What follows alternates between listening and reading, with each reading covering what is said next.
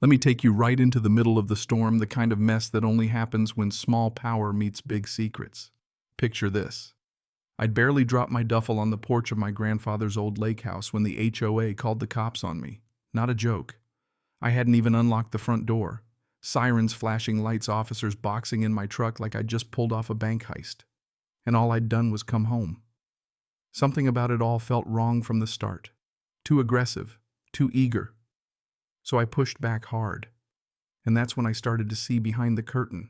You ever get that gut feeling you're about to step into a fight you didn't pick? My boots hit the gravel drive. The Wyoming air biting sharp smells like pine wet rock and a hint of snowmelt. This was supposed to be my quiet spot after months of chaos. Instead, I was staring at the lake, breathing in that cold air, letting my nerves settle, feeling like finally maybe things would make sense again. Inside my old truck, I still had the ammo box Grandpa left me. The lid creaked, his handwriting still clear. Tucked inside, tied with brittle leather, was the deed, 3 acres of shoreline Mercer Lake House, inked and sealed decades ago. My inheritance, my roots, my restart. I barely had time to run my thumb along the old paper before sirens started wailing across the ridge, red and blue, bouncing off the water like some kind of warning. 3 sheriff's SUVs barreled down the access road, boxing me in.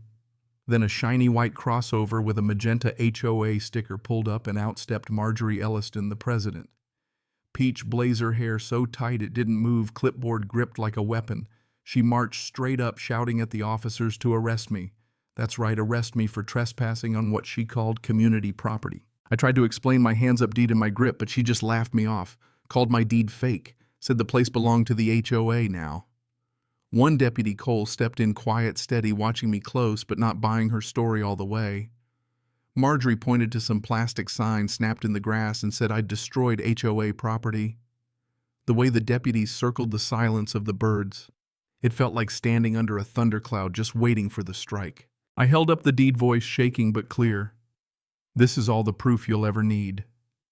Didn't matter. Marjorie had a fancy new map rolled out by another board member, glossy and perfect. A thick red line circled my land signatures, all lined up neat. Too neat. I pointed to the surveyor's name, should have been jagged, real messy. This looked like a computer font. Cole squinted, feeling the wrongness, but he was stuck. 2 sets of documents, both claiming authority. Until they could check with the county, they said I'd have to leave. Marjorie smirked, her board members taping a bright orange violation notice right to my front door. 48 hours, she said. If I wasn't gone, the sheriff would haul me out. That's how my homecoming started, standing on the porch, staring at a fake map. A violation slip slapping in the wind, and a deed pressed against my chest like a dare from the dead. As the deputies rolled out, Cole lingered, whispering he'd look into it, but not promising anything. Marjorie gave me a final look like she'd already claimed a prize and sped off. When the silence finally dropped, I let myself feel it. Anger, fear, but mostly disbelief. If they could fake a map, what else could they rewrite? I wasn't leaving. I started checking the property line. Old marker stakes, some still standing, others yanked up and tossed aside. Tracks in the dirt led straight from the HOA's direction. Just before dusk, a woman with a camera around her neck found me on the porch. Dana lived 2 houses down, dark hair in a braid denim jacket, eyes tired. She'd seen the whole circus, came to say the HOA had hit her with 19 violations in 4 years, bird feeders, porch lights, even a welcome mat. We traded stories. She pointed at the disturbed soil, said she'd caught them moving boundary markers on camera, but could never get proof good enough for the county. That's when Reed showed up, older graybeard, fishing rod over his shoulder, lived across the cove, smelled of campfire and river water. He cut straight to the point. The big HOA hall at the entrance wasn't on HOA land at all. It's built on Mercer land, he said, your family's land. Paperwork went missing back when folks trusted the wrong people, and Marjorie's crew sped things up, permits, records, maps, they just disappeared. Dana nodded, said the real answers would be in the hall's basement, where they stashed what the county didn't want to see. That night, as the wind howled and the violation slip tapped against the door, I made up my mind. I'd go in, find the truth or burn trying. The next night, under the cover of the HOA's monthly meeting, I slipped inside.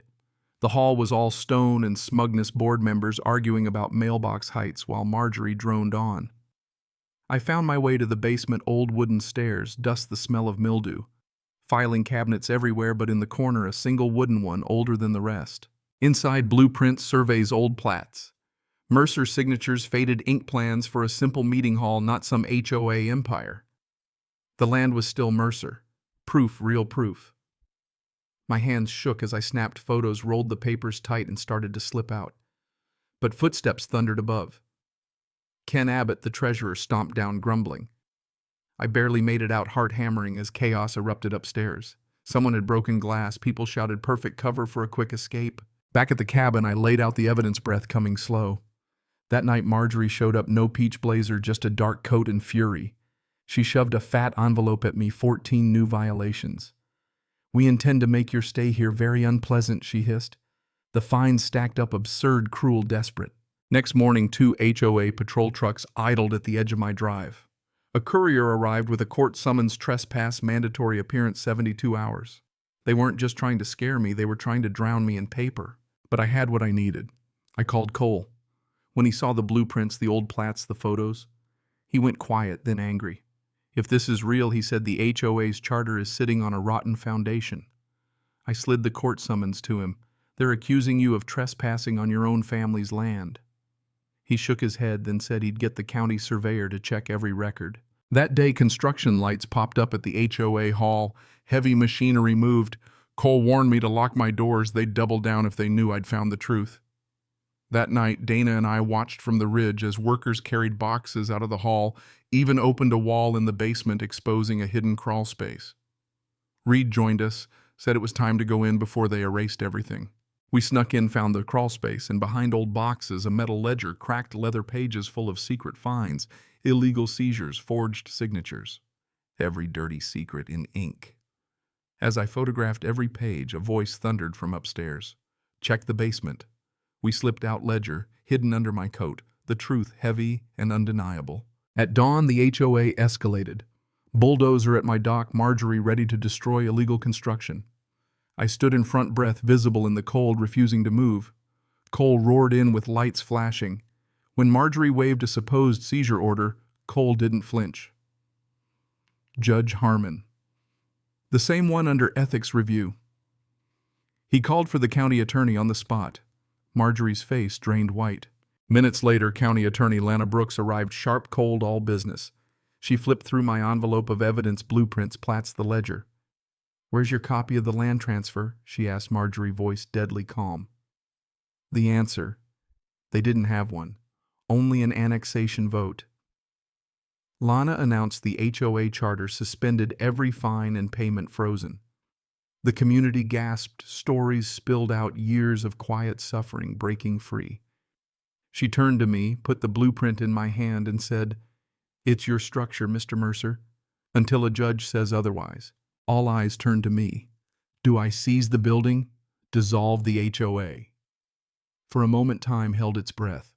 I saw my grandfather's lake, the weight of every ancestor behind me, neighbors desperate for something real. "I'm not taking the building," I said. "I'm not seizing anything. That's not who we are." But the HOA that ends today. Relief broke like sunlight after a storm. The HOA was dissolved. Lana declared a temporary council. Tears, laughter, stories shared, the fear gone, the air clear. Weeks later, as snow dusted the old hall, the Mercer Lake Community Center came to life. The land healed. Families fished, kids skipped rocks. Neighbors met for the first time without suspicion. Marjorie pled guilty, facing fines she'll be paying for years. The board scattered, but the lake remained. Some evenings I stand at the edge of the dock, wind in my face, the same view my grandfather loved. Justice wasn't loud. It didn't need a parade.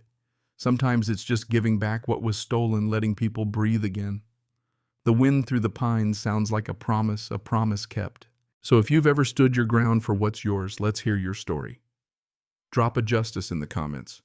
Would you have fought back or walked away? And if you want more stories where karma finally comes calling, stick around. There's always another fight on the horizon, but for now, the lake is ours again. Cảm ơn các bạn đã xem video.